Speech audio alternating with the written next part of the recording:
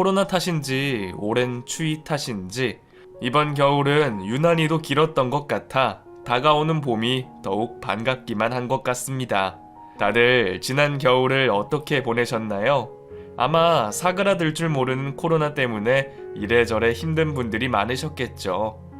혹독했던 겨울이 지나고 봄이 온 것처럼 여러분 마음에도 꽃이 피었으면 하는 마음입니다. 가만히 생각해보면 우리네 인생도 그런 것 같아요. 세상을 살면서 어떻게 좋은 일만 겪고 살겠나요?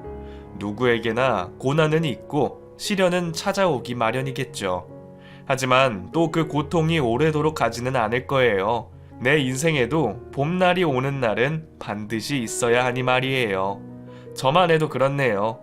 여자 팔자, 뒤움박 팔자라고 제 인생에 겨울은 너무나도 길었던 것 같습니다. 언젠가 봄날이 오겠지 하며 기다려도 봤지만 살아가는 게 쉽지만은 않았어요. 젊어서 남편과 이혼하고 별 고생 다 해봤고 곁에 기댈 사람 하나 없이 답답한 속만 태우고 살았었네요. 물론 이 나이쯤 되면 다들 말 못할 사정 하나쯤은 품고 살겠지만 가끔은 참고 사는 게 능사는 아니다 싶더라고요. 그래서 늘 한 번쯤은 웃지 못할 제 인생 얘기를 해보고 싶었습니다. 제 젊었을 적 기억을 떠올려 보자면 저는 참 순진했던 처녀였습니다.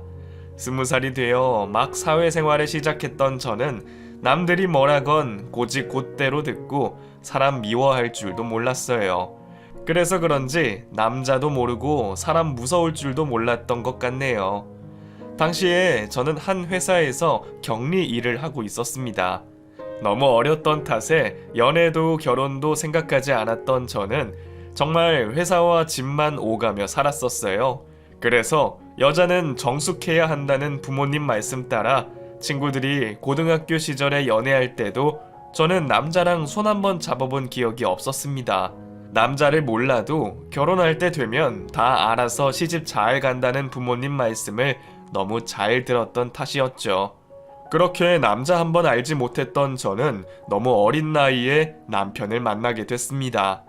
참 우연한 만남이었어요. 매일 회사 앞에서 퇴근 버스를 타던 제가 버스를 기다리다가 어쩌다 둘이 가방이 바뀌는 바람에 그 가방 바꿔 전해주려다 인연이 시작됐거든요. 어디 드라마에서만 보던 그런 일 아닌가요?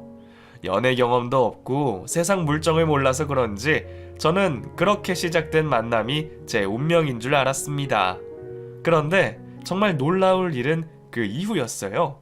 우여곡절 끝에 연애를 시작하고 보니 그 사람이 제가 다니던 회사 사장님 아들이었던 거예요. 내가 그 회사 직원인 걸 알고 있었으면서도 내가 부담스러워할까 싶어 계속 숨기고 있었던 거였죠.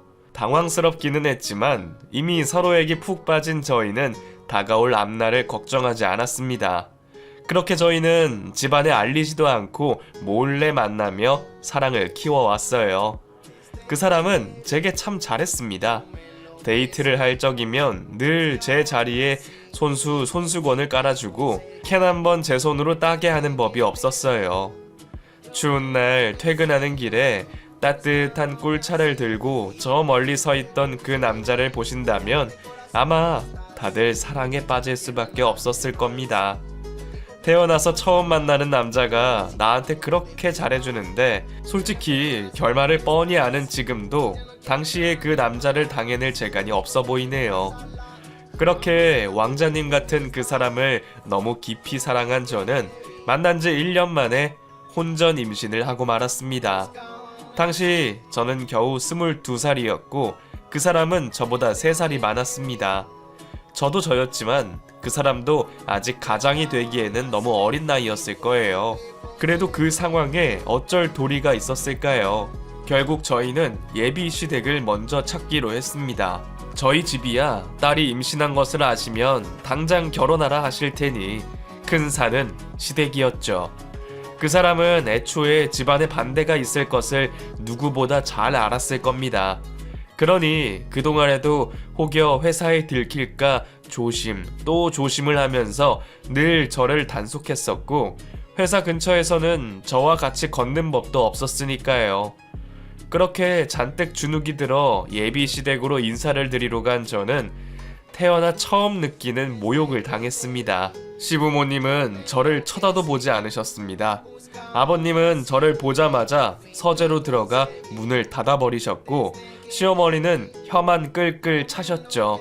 그나마 형님이 제게 이것저것 물으셨는데 마치 취조를 당하는 기분이었어요. 너 우리 회사 막내 경리라며? 설마 우리 성태한테 일부러 접근한 거니?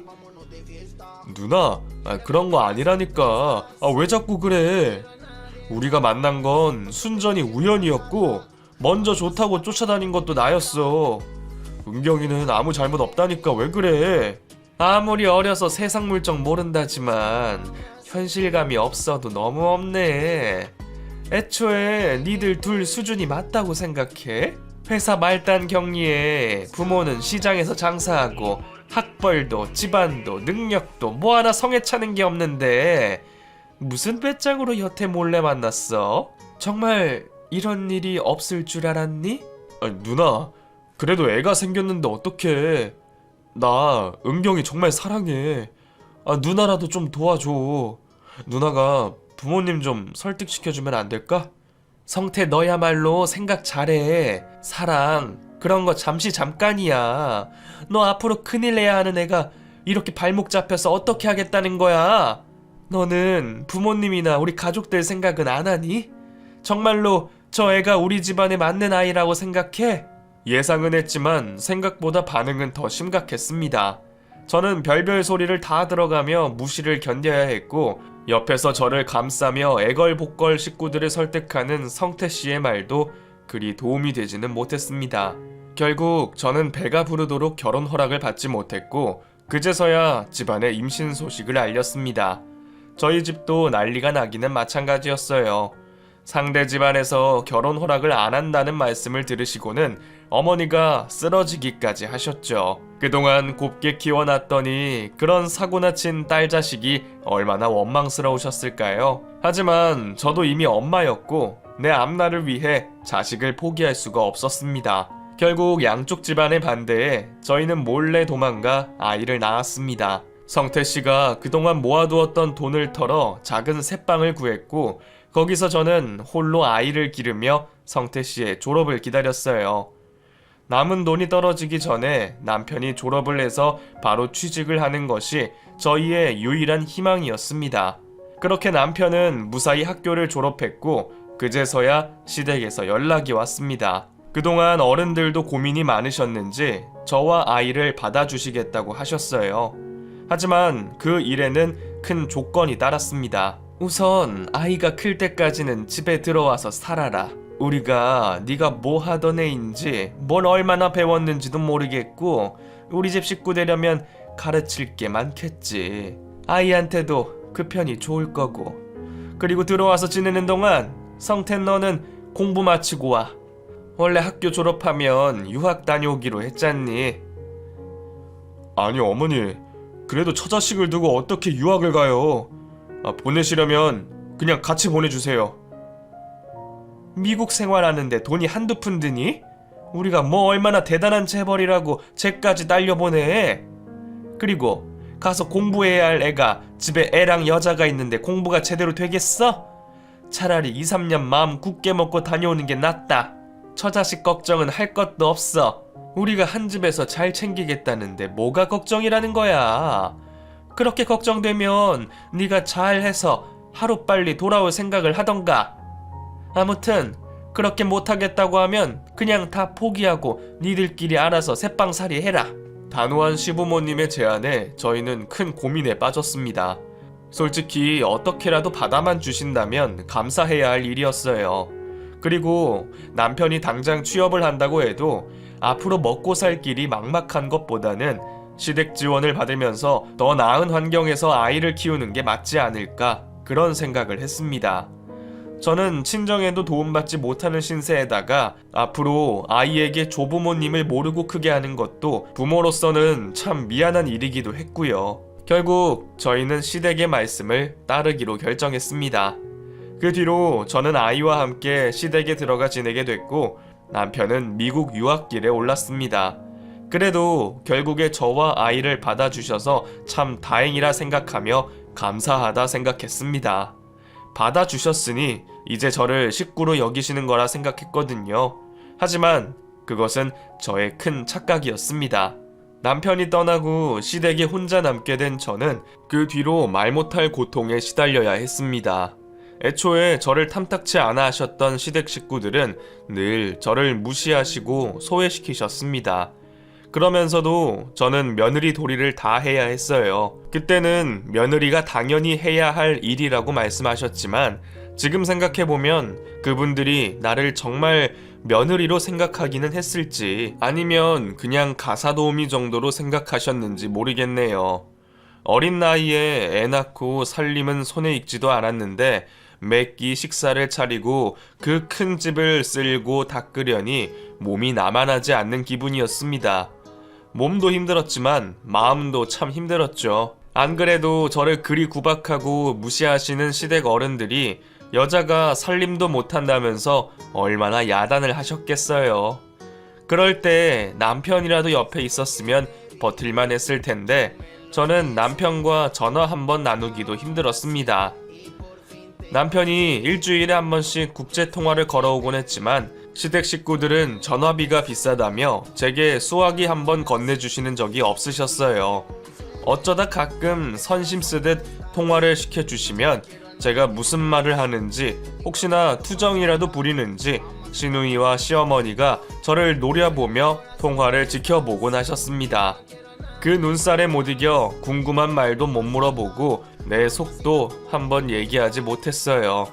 그저 아이가 잘 크고 있다는 말로 서둘러 전화를 끊어야 했죠. 불같은 성정의 시어머니도 참 무서웠지만 저는 차가운 시누이가 더 무서웠습니다. 어머님은 성질 탓에 제게 한바탕 내뱉고 끝내시고 말지만 형님은 두고두고 저를 욕보이시며 사람을 정신적으로 참 많이 괴롭히셨어요. 늘 제 처지를 무시하고 남편과 비교하시면서 안 그래도 외딴 시댁에 얹혀 사는 저를 참 많이 힘들게 했었습니다. 덕분에 저는 하루하루 말라갔고 언젠가부터는 이유 모를 위장병도 달고 살았습니다. 그럼에도 제가 견딜 수 있었던 것은 모두 제 가족 때문이었어요. 어린 아이를 지켜야 했고 언젠가 돌아올 남편을 믿고만 있었습니다. 내 남편이 돌아오면 이 고생도 끝이 나겠지. 그렇게 생각을 했었죠. 하지만 웬일인지 최대한 빨리 돌아오겠다던 남편은 3년이 되도록 돌아오지 않았고 기어이 4년을 채웠습니다. 그 사이 제 딸아이는 훌쩍 커버렸네요. 벌써 말을 시작하고 유치원도 다니기 시작했어요. 그리고 떨어져 있는 아빠를 참 많이도 그리워했죠. 물론 남편이 1년에 몇 번씩 집에 들어오기는 했지만 그마저도 잠깐일 뿐 결국 아이와 저 둘뿐이었습니다. 그렇게 오랜 기다림 끝에 남편이 한국으로 들어오던 날 저는 청천벽력 같은 이야기를 듣게 됐습니다. 혼자 돌아올 줄 알았던 남편이 웬 여자를 데리고 온 거였어요. 그동안 저만 모르고 다른 식구들은 모두 그 일을 알고 있었던 건지 다들 아무렇지 않아 하며 저더러 적당히 알아서 떨어져 나가라는 태도였습니다. 저는 머리가 새하얘지는 기분이었습니다. 남편만 돌아오면 이제 우리 세 식구도 행복해질 수 있을 거라 생각했는데 그동안 그 고생을 시켜놓고 이제 와서 나가라뇨. 제가 시댁에서 그 수모를 당하며 혼자 아이를 키울 동안 남편이라는 사람은 다른 여자를 만나고 있었네요. 남편과 비슷한 환경에서 자라 비슷한 경험을 가지고 있다는 그 여자는 내 남편이 처자식이 있다는 걸 알고도 개의치 않았습니다. 은경씨라고 했죠? 저 믿고 하영이 맡기세요. 제가 친딸처럼 잘 키울게요. 솔직히 여자 혼자 애 키우는 것도 쉬운 일 아니잖아요. 그리고 아이를 생각하더라도 더 나은 환경을 생각하셔야죠. 애가 가난한 엄마 밑에서 불쌍하게 크는 것보다는 넉넉한 우리가 키우는 게 낫지 않겠어요? 제 앞에서 떳떳하게 내 아이를 잘 키우겠다는 그 여자의 얘기에 저는 그만 이성을 잃고 말았습니다. 여자의 뺨을 냅다 때려버리고 머리채를 잡아 집어 던졌죠. 늘 구박대기였던 제가 그런 짓을 벌리니 시댁 식구들도 놀라서 입을 떡 벌리더라고요. 하지만 분에 못 이겨버린 그 일이 제 발목을 잡을 줄은 몰랐습니다. 돈도 있고 집안도 좋은 그 여자는 저를 가만두지 않겠다고 난리였습니다. 아버지가 경찰청장이라나 그렇다더라고요. 남편도 고소당하고 싶지 않으면 합의 이혼해달라 난리였어요. 그 상황에 제 편은 아무도 없었습니다. 결국 저는 아이를 데려가는 조건으로 한 푼도 받지 못하고 이혼을 해줬습니다. 아이를 두고 가면 돈이라도 챙겨주겠다고 했는데 천만금을 준대도 내 자식과 바꿀 수는 없었죠. 물론 저도 고민을 많이 했어요. 그 집에서는 나중에 유학도 보내주고 잘 길러주겠다는데 능력 없는 내가 데려가는 게 맞는지, 내가 데려가서 당장 애 굶길지도 모르는데 내 욕심을 부리는 게 맞는지 말이에요. 하지만 아직 어린 내 자식을 보고 있자니 차마 발이 떨어지지가 않더라고요. 아이마저 없으면 당장 죽어버려도 아무렇지 않을 것 같았죠. 결국 저는 저의 작은 이기심에 하영이를 데리고 이혼을 하게 됐습니다. 처음 해본 사랑의 대가가 이런 것이라니 저는 인생을 살아야 할 의미를 잃어버릴 만큼 힘든 심정이었습니다. 하지만 내 욕심대로 아이를 데려온 이상 저는 어떻게든 살아가야 했어요. 내 인생은 내 손으로 망쳤지만 내 딸만큼은 제대로 키우고 싶었으니까요. 그 뒤로 저는 어떻게든 이를 악물고 살아갔습니다. 남들 앞에서 고개 숙이고 비참해지는 건 개의치도 않았고 그저 딸아이만을 위해서 악착같이 살아갔네요. 버스비 아끼려고 밤길을 걸어다니고 100원 한 장 아끼겠다고 창피한 줄도 모르고 그렇게 살았습니다. 남들이 억척스럽다, 구질구질하다 흉을 봐도 내 자식만 떳떳하게 키우면 될 거라 생각했습니다. 그래도 남의 것 훔치거나 탐내본 적은 없었어요. 애초에 부잣집과 엮여서 그런 꼴을 당해서 그런 건지 돈이 늘 아쉬우면서도 그 돈이라는 게 참 두렵더라고요. 여태 살면서 공짜라면 의심부터 하고 받고 그래서 남들 다 한다는 투자나 개똥 같은 것도 부어본 적이 없네요. 너무 일찍이 세상을 알아버려서 그런가 공짜에는 늘 대가가 따르고 사람은 늘 꿍꿍이가 있다 싶었거든요. 그렇게 저는 저 하나만을 믿으면서 제 아이만을 위해 살았습니다. 하지만 그런 저의 노력에도 아이는 제 마음을 너무 몰라줬어요. 어릴 적에는 그래도 엄마만 알고 지내던 아이가 어느새 머리가 자라 사춘기가 오더니 왠지 점점 저와 멀어지는 듯 했습니다. 한참 예민할 나이라 그런지 전에 없이 부쩍 짜증도 늘고 바라는 것도 더 많아졌죠. 그리고 언젠가부터 자기 처지를 비관하기 시작하더라고요. 딸, 공부 잘 돼? 몰라. 공부는 열심히 해서 뭐해. 그게 무슨 소리야. 공부 열심히 해야 나중에 뭐라도 먹고 살지. 지금 고생해봐라. 나중에 훨씬 편하게 살지. 엄마, 답답한 소리 하지 마. 요즘 같은 세상에 열심히 해서 삶이 나아지는 줄 알아? 엄마는 뭐 열심히 안 살아서 이러고 살아? 요새는 갖고 태어나지 않으면 평생 가난하게 살아야 하는 세상이야. 그런데 내가 공부 열심히 해서 뭐해? 내가 그렇게 키우지를 않은 것 같은데 아이는 언젠가부터 늘 남들과 비교하고 돈을 아쉬워했습니다. 게다가 요즘 애들이 어디 우리 때 같은가요? 다들 철마다 유행이다 뭐다 남들 하는 건 다 해야 하고 또래들과 어울리지 못하면 왕따니 뭐니 크고 작은 문제들도 많죠. 하지만 안 그래도 혼자 생계 꾸리느라 팍팍한 내 형편에 다른 부모들이 해준다는 그런 비싼 물건들을 해줄 여력이 없었습니다. 그러다 결국 그 사단이 벌어지고 말았네요. 그날도 역시나 날이 서 있던 아이가 제 앞에서 한탄을 하던 날이었습니다.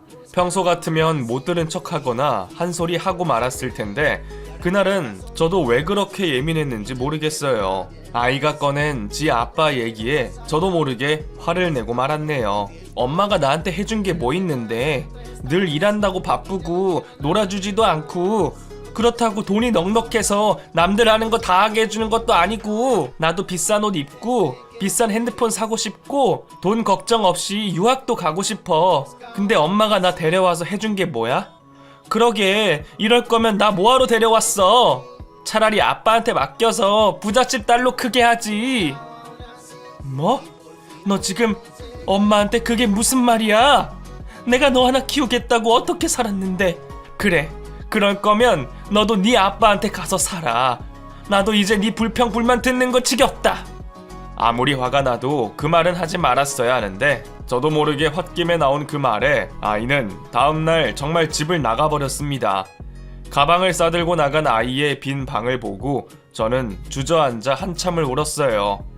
아이는 전화도 받지 않고 연락이 없었습니다.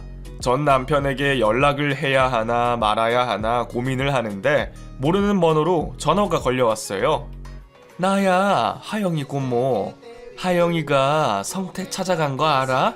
데려가서 알아서 잘 키우겠다 하지 않았어? 그런데 대체 뭘 어떻게 했길래 이 사단을 만들어? 아마 아이는 제가 혹시나 싶어 몰래 적어둔 남편의 주소와 번호를 찾아냈던 모양입니다. 혼자 아이를 키우다 보니 혹시나 사고라도 생길까 걱정되는 마음에 남편 연락처를 알아놓곤 했는데 장롱 깊숙이 숨겨 못 찾을 줄 알았더니